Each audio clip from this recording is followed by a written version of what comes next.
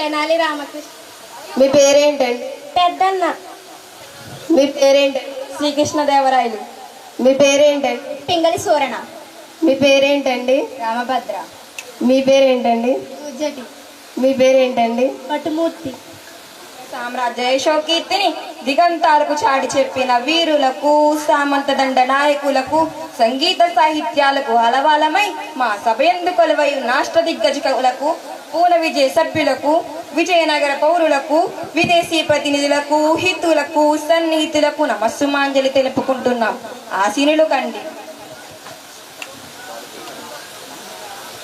అష్టదిగ్గజ కవులకు, సాహితీ ప్రియులకు, పుర ప్రజలకు స్వాగతం. మా పాలనలో జీవితాన్ని ఆనందంగా గడుపుచున్న జానపదుల సైతం కొన్ని రసవంతమైన సమస్యలను పంపించారు. మీరు వీటిని రసవత్తరంగా పూరించి నేటి పూన విజయ సభను రంజింపజేయండి. ఇక ఆంధ్ర భాషా మతలను స్థుతిస్తూ సమస్యలను, దత్తపదులను పూరించి ఆసు కవితా వినోదం సాగిద్దాం. చిత్తం రాజేంద్ర, కవిచంద్ర, మీతో నేటి పూన విజయం సభను ప్రారంభించాలని నా అభిలాష. మీ ఆలోచన నిజమే పెద్దనామాత్య. కానీ ప్రభువుల ఏలుబడిలో ఎన్నో భాషలు ఉండగా తెలుగు భాషపై ఇంత మక్కువ చూపించడానికి గల కారణమేమిటో? అదేమిటి సూరణ కవి? మందార మకరందారు జాలువారే తెలుగును ఇష్టపడని వారుందురే. తెలుగుదేలనందువా? తెలుగుదేలయన్న దేశంబు తెలుగేను, తెలుగు వల్లబున్న తెలుగు కండ ఎల్లను పులగొలవ నెరుగవే బాసాడి దేశ భాషలందు తెలుగు లెస్స. మరి ఇంతటి మన తెలుగు భాష పైన ఎవరికైనా ఎందుకు మమకారం ఉండదు? పెద్దనామాత్య, కవులారా, మేము పద్యమును తర్వాత పూరిస్తాం. ముందు మీరు పద్యపూరణకు పూనుకోండి. చిత్తం ప్రభు, మీ అభిప్రాయమే శిరోధార్యం. పెద్దనామాత్య, మీ పద్యపూరణకు సమస్య ఇదిగో. అగ్రజానుజులుగా దీనిని పూరించండి. ఆహాహా, ఏమి సమస్య? అన్నదమ్ములు తొమ్ములందలయ్యారు ప్రభు. నా పూరణ ఇదిగో. పుష్యమిన్ భరతాఖ్యుడు పుట్టినాడు, మొనసి లక్ష్మణుడు డాశ్లేష పుట్టినాడు. భరత లక్ష్మణుడి క్రమమిది ఎర్సి చూడ, నగ్రజానుజులైరను జాగ్రజులుగా, అగ్రజానుజులైరను జాగ్రజులుగా. కానీ లోక వ్యవహారం రామలక్ష్మణ భరత శత్రుఘ్నులని ఉంటుంది. కరినెత్తుకపోయి ఎలుక కలుగున దినియన్. దీనిని అర్థవంతంగా పూరించండి పట్టుమూర్తి గారు. పల్లె జీవులకు సుప్రచితమైన చక్కని సమర్థి ఇచ్చారు మహారాజా. కరులు చిలుకలెత్తురు సక్కరతో నొరించి ఆర్చ కడన్ బెట్టుచో కరిమని చేయవర్తకుండ, కరునెత్తికపోయి ఎలుక కలుగునదిని అన్, ఆ కరినెత్తికపోయి ఎలుక కలుగునదిని అన్. ఆహా, ఎంత అద్భుత పూరణ! ఎలుక ఏనుగుని ఎత్తుకుని పోగలదా? ఆ ఏనుగు రంధ్రముల పట్టున. ఆహాహాహా, ఏనుగులు, చిలకలు, ఎత్తులు మొదలైనవి చక్కెరతో చేసిన బొమ్మలు.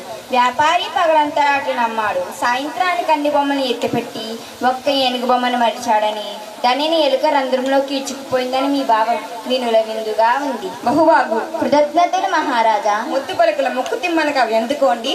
గాడిద ఎడ్చెంగదన్న ఘన సంపన్న. దీనిని పూరించండి.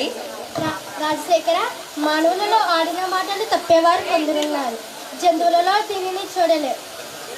అయినా దేవకృపతో పూరించదను. ఆడిన మాటను తప్పిన గాడిద కొడుకం సుత్తగా విని, అయ్యో వీడా నా కొడుకని యొక్క గాడిద చెంగదన్న ఘన సంపన్న. లౌకిక జీవన గమనంలో గ్రామీణుల దూషణను, ఆడి తప్పిన జనుల హీన స్వభావాన్ని తెలుపుతూ మాట నిలబెట్టుకోవడం విలువని చాటారు. ఆడి తప్పే మనిషిని గాడిద కొడుకుని తిట్టినప్పుడు విశ్వాసానికి మార్పేరుగనించిన జంతువు గాడిద ఏడ్చింది అన్నారు. దీనిని చెప్తూ దృష్టాంత రూపంలో సాగిన మీ పూరణ బల. దూర్జటి, తిమ్మన కవీంద్రుడు రోకలీతిని భీతి లేకుండా పలికాడు. ఇప్పుడు దీనిని పూరించండి. ప్రభు, అక్షర విన్యాసం తప్ప అద్దం లేని సంశయించారు. అయినా చక్కని పూరణ కావిస్తాను. నిన్ను నిన్ను నిన్ను నిన్ను నిన్ను నిన్ను నిన్ను నిన్ను లుంగరి లతాల సంగతుల గాన కళా పరిపూర్ణ మానసమున పలుకుని రాగముల మోదమునల్లుచు పలుకునిట్టులన్ నన నన నాన నాన నన నాన నాన నాన నాన.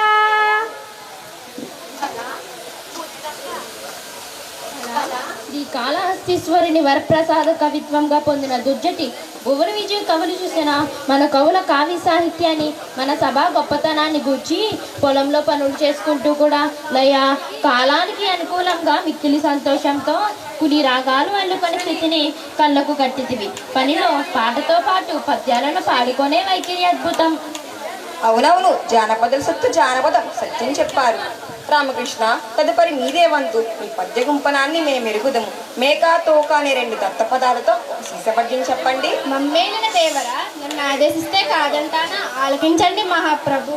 మేక తోకకు మేక తోక, మేకకు మేక, మేక తోకకు తోక, తోక మేక, మేక తోకకు మేక తోక, మేకకు మేక, మేక తోకకు తోక, తోక మేక, మేక తోకకు మేక తోక, మేకకు మేక, మేక తోకకు తోక, తోక మేక, మేక తోకకు మేక తోక, మేకకు మేక, మేక తోకకు తోక, తోక మేక, మేక తోక తోక తోక తోక తోక మేక, మేక తోక తోక తోక తోక తోక మేక, మేక తోక తోక తోక తోక తోక మేక, మేక తోక తోక తోక తోక తోక మేక. మీరు సామాన్యులు కాదు రామకృష్ణ. ఏమేమి మేకల కాపరి మేకలను అడవికి మేతకై తీసుకుపోయాడా? ఒక మేక ముందర పోతుందా? ఆ మేకకు వెనుక భాగాన తోక ఉంటుందా? ఆ తోక వెనుక మరొక మేక పోతుంది. ఇలా మేకల మంద పోతున్న తీరును మేకా తోక అన్న దత్తపదాలతో చక్కగా చిక్కగా చెప్పారు. శభాష్ రామకృష్ణ, మీ కత్తికి 2 వైపుల పదునే మరి, అందుకే మీరు వికట కవి అయ్యారు. రామభద్ర, గోలుకొండ, మూలముండ, పూలదండ, కొత్తకుండ అనే పదాలను ఆధారం చేసుకొని భారతార్థంలో ఒక పద్యం చెప్పండి. చిత్తం మహాప్రభు. భారతాత్మలను నాకు భారతాత్మ పూరణ చేసేదని. ఓయి కురు రాజా, నీ కొడుకుత్త గోలకొండ వరి నుండు విను మూలముండదిక బండనమ గెలిపిదు పాండు సుతుల నరుమునన్ పూలదండరే కొత్తకుండ. ఓయి కురురాజా, నీ కొడుకు దుర్యోధనుడు ఉత్తగోల కలిగిన మనస్సు, ఆకారంలో కొండలా ఉండును, బుద్ధి బలం లేని వాడు. నా మాట వినుము, యుద్ధం వస్తే సర్వం నాశనం. సమరంలో ధర్మానికి బదులైన పాండవులు గెలుస్తారు, నీ కుమారులు మరణిస్తారు. పద్యం బాగుంది రామభద్ర. కొత్తకుండను కొత్తకుండ అన్నారు చూడు, అద్భుతంగా ఉందయ్యా. తరువాత పింగళి సూర్యున మాయార్థ దైవమైన శ్రీహరి దశావతారాలను ఆసువుగా ఒక పద్యం చెప్పబడి వేరొకరు పంపారు. ప్రారంభించండి. శ్రీహరి భక్తిని కాయ శ్రీకృష్ణదేవరాయ, మీరు కోరినట్లే వినిపిస్తాను. మత్స్యమై జడనిధి మడియించే సోమకున్, గూర్మమై కవ్వపు కొండ మోసే, గిటి అయి హిరణ్యాక్షుని గీటడంగించెను, హరి అయి వధించే ప్రహ్లాద జనకు, వటుడై బలిదనుజు వంచించి కుదించే, భార్గవుడై క్షత్రపక్తించెండే, దశరథ రాముండై దశకంఠుని దగడార్చే, శౌరి అయి దుష్టులను సంహరించే, బుద్ధుడై త్రిపుర స్త్రీల బుద్ధి మార్చి, రుద్రుని చేవారి భర్తను దృంగజేసే, గల్కి అయి నేర్చు సంతతి బిట్టు మార్చి, హరిదశావతార చరిత్ర అభినుతమ్ము. మత్స్యావతారణ సోమకాసుని చంపాడు. కూర్మమై మందరగిరి మోసి పాలసముద్రం చిలకడానికి సాయమయ్యాడు. వరాహ రూపంలో హిరణ్యాక్షుని చీరాడు. నృసింహమై హిరణ్యకశిపుని చీల్చాడు. వామనుడై బలిని పాతాళానికి పంపించాడు. పరశురాముడై రాజుల దర్పాన్ని కూల్చాడు. శ్రీరాముడై రావణుని వధించాడు. శ్రీకృష్ణుడై దుష్టులను అంతం చేశాడు.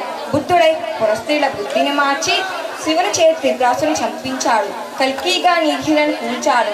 శ్రీహరి దశావతార కలాపాలను మనోహరమైన సీసంతో సభాసదులను అర్పింపజేశావు.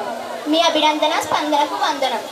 ప్రభు, వచ్చే దారిలో ఒక జానపదులు ఒక సమస్యనిచ్చారు, మీరు అనుమతిస్తే మీకిస్తాను.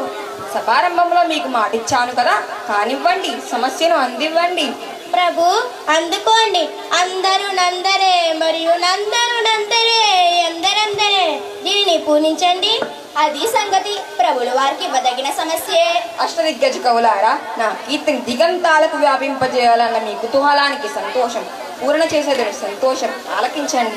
కొందరు పాండితీదనులు, కొందరు నాగరికుల్వదావదులు, కొందరు చాతురీ ప్రియులు, కొందరు నీతికి భూతికి సిద్ధహస్తులవు, కొందరు నాయకులు మరియు కొందరు గాయకులు అందరూ నందరే మరియు అందరూ నందరే ఎందరందరే. సభలో కొందరు పాండిత్యమే ధనంగా కలవారు, కొందరు నాగరికులు, ఇంకొందరు ప్రవృత్తులు, మరికొందరు చాతుర్యాన్ని ఇష్టపడేవారు, నీతికి సంపదలకు నిలయమైన వారు ఇంకొందరు నేతలు మరియు గాయకులు. ఇలా సభలోని వారిని ఉద్దేశించి చెప్పారు. దీనిలో మన రాజ్యంలోని ప్రజల సాహితీ సామర్థ్యాలను గుర్తు చేస్తూ అందరే అనడం వలన ఎవరికి వారే గొప్ప అని అర్థం. ఓ పండితులారా, ఈ పద్యపూర్ణ సమస్య గానంతో మా మనసెంతో మురిసింది. సభికులకు కృతజ్ఞతలు. జయము మహారాజా, మీ దర్శనానికై వేచి ఉన్నారు. ఎవరు వారు? ప్రణామం. ఓ రత్నగిరి ప్రభువు రాయబారులైనారా? ఏమిటి మీరు తెచ్చిన సందేశము? శ్రీకృష్ణదేవరాయ ఉత్తర భారతావనిని ఏలుతున్న ఢిల్లీ సుల్తాన్ బాబరు వారి ఆదేశానుసారం గోల్కొండ, మీర్జాపూర్, బీదర నవాబులు కలిసి పంపిన ఫార్మానా యావత్ భారతావనిని ఒకే పాలన కిందికి తేవాలనేది బాబరు గారి మనోగతం. ఒకే పాలన కిందకనే వారి రాజ్యాలను మాతో కలుపుతారా? మమ్ములను వారితో కలవమన్నారా? ఏదైతేనేం ఇరువురు కాంక్షించేది ప్రజాక్షేమాన్నే కదా. అందుకే సంధి చేసుకోవాల్సిందిగా శాంతి సందేశాన్ని పంపించారు. ఎవరితో చేసుకోవాలి సంధి? ఏమని చేసుకోవాలి సంధి? ప్రజాపాలన తెలియని వారం అనుకున్నారా? రక్షణ చేతకాని పీఠం అనుకున్నారా? శ్రీకృష్ణదేవరాయ పరిస్థితిని బట్టి, వ్యూహం ఉన్న బలాన్ని బట్టి గెలుపు ఉంటుంది. బార్బర్ గజబలం గురించి మీకు తెలియనిది కాదు. అంతటి బలం బలగా ఉంటే ఢీ కొట్టి చూడమనండి. వర్తమానాలు దేనికి? సామ్రాజ్య పొలిమేరల్లో పడికాపులు దేనికి? నేరుగా హెచ్చరికలు చేసే దమ్ము లేక మిమ్మల్ని పంపారని చెప్పండి. మా సామర్థ్యం తెలిసి కృష్ణదేవరాయలు పిచ్చుకులను కొట్టడని నమ్మి మిమ్మల్ని పంపారని చెప్పండి. దేవరాయ మమ్మల్ని అవమానిస్తున్నారు. మీరు హెచ్చరికలు చేస్తారు, తీస్తారని చెబుతున్నా. విజయనగర సామ్రాజ్యాన్ని కొట్టాలని ఆలోచన రావడం మొదటి తప్పు. వర్తమానము పేట హెచ్చరికలు చేయడం రెండవ తప్పు. దూతగా వచ్చిన వాడవు బలాబలాల గురించి ప్రస్తావించడం మూడవ తప్పు. వరుసగా తప్పులు చేసుకుంటూ వెళుతుంటే ఒక్కరు లెక్క పెట్టుకుంటూ కూర్చోవడానికి నేనేమి కృష్ణ పరమాత్మని కాదు. అకుంఠిత దీక్షాపరుడినై, విరూపాక్షిని భక్తుడినై, ప్రజాశ్రేయస్సు కోరి ధనమాన ప్రాణములు లెక్కింపగా నిరంతరము వారి సేవకుడినై, ప్రభుల కోసం ప్రజలు కాదు ప్రజల కోసం ప్రభు అనే నారుడి ఆచంద్ర తారకము నిలిచేలాగా ఈ విజయనగర సామ్రాజ్యమున సభా మధ్యమున పండిత సామర్థ్యదండ నాయకుల సమ్ముఖమున స్వార్థపూరితమైన ఆలోచనలతో మతం అనే మొత్తును తలకెక్కించుకొని మానవహోమం సాగిస్తున్న దూర్చులు మాకే హెచ్చరికలు చేసి శాసించుటయా? అంత వేగం, ఎంత కండకారం, ఎంత మన్మద దురంకారము! బతుకు తెరుక ఈ నేలపై అడుగు పెట్టి స్వార్థ బుద్ధితో, కుటిల నీతిలో, రాజ్యకాంక్షతో బలగాలను పెంచుకొని నలుగురు సామ్రాజ్యాలను కొల్లగొట్టి నీలాంటి నలుగురితో సలాములు కొట్టించుకున్నంత మాత్రమున వీళ్ళమని విర్రవీగుచు మాకే హెచ్చరికలు చేసే ధైర్యం వచ్చిందే. ఏమది? ఒకే పాలన కిందకు తేవాలని చూచుటకు భారతావని బాబర్ అబ్బసొత్తా అతని అణుంగు దేవేరు తెచ్చిన జాగీరా సస్యశ్యామలమై శత్రు దిగ్భేదమై రతనాల రాసులతో శోభాయమానంగా వెలసిల్లుతున్న సామ్రాజ్యాన్ని చూసి రాజ్యకాంక్ష కలిగితే కలిగి ఉండవచ్చుగాక. ఈ రాజ్యాన్ని ఆక్రమించాలనే కోరిక పుడితే పుట్టి ఉండవచ్చుగాక. రాజ్యకాంక్ష మీ వరకే ఉంచుకోండి. కాదని నాలో రగిలిస్తే నేను నమ్మిన విరూపాక్షుని సాక్షి, నన్ను నమ్మిన ప్రజల సాక్షి. కత్తి పట్టి కదరంగానికి దిగితే సుల్తాన్ సేవలను తీసుకువెళ్ళడానికి జనాలను వెతుక్కోవాల్సి వస్తుందని చెప్పండి. దైవానికి, ధర్మానికి, ప్రజాక్షేమానికి తప్ప ఈ కృష్ణదేవరాయుడు ఎవరికి రొంగులని చెప్పండి. ఇంకెప్పుడు హెచ్చరికలు చేయొద్దని మా హెచ్చరికగా చెప్పండి. ఫోటో ఇవ్వాల్సిందిగా శ్రీనివాస్ గారిని, గ్రామ సర్పంచ్ గారిని, మా విద్యా కమిటీ చైర్మన్ గారిని పిలుస్తున్నాం. ఒక్క ఫోటోకి సార్. ఎంపీటీసీ సభ్యులను కూడా, పిఎస్ స్కూల్ అసిస్టెంట్ మేడం గారు, దుర్గా మేడం గారు శ్రీకృష్ణదేవరాయలకి ప్రత్యేకంగా ఒక 500 రూపాయలు సమర్పించారు. విద్యార్థుల తరఫున ప్రత్యేక అభినందనలు తెలియజేస్తాను. Thank you madam. ఎందుకంటే నేను ఒక చరిత్రకారుడిగా ఎక్సలెంట్ కార్యక్రమం, మరి ఇది ఎవరు తీర్చిదిద్దారో కానీ నెంబర్ 1. నిజంగా ఆ అమ్మాయి శ్రీకృష్ణదేవరాయల పాత్ర అద్భుతంగా యాక్ట్ చేసింది. ఇంత అంతా కాదు, నిజంగా మొదట్లో అష్టదిగ్గజాల గురించి ఎవరిని బాగా ఇచ్చారు ఈ సాహిత్యం గురించి. అయితే లాస్ట్లో ఈ బాబర్ మీద యుద్ధం ప్రకటించే సమయంలో ఆ అమ్మాయి యాక్ట్ చేసిన యాక్టింగ్ అద్భుతం. మరి ఈ అమ్మాయిని మన స్కూల్ తరపున వారికి ధన్యవాదాలు తెలియజేసుకుంటూ మరి అదేవిధంగా రేపు జిల్లా స్థాయిలో కానీ రాష్ట్ర స్థాయిలో కానీ ఇటువంటి కార్యక్రమాలు ఉంటే మన స్కూల్ నుంచి ఈ అమ్మాయిని పంపించవలసిందిగా మాస్టర్లందరూ కోరుకుంటూ సెలవు తీసుకుంటాం. Thank you sir.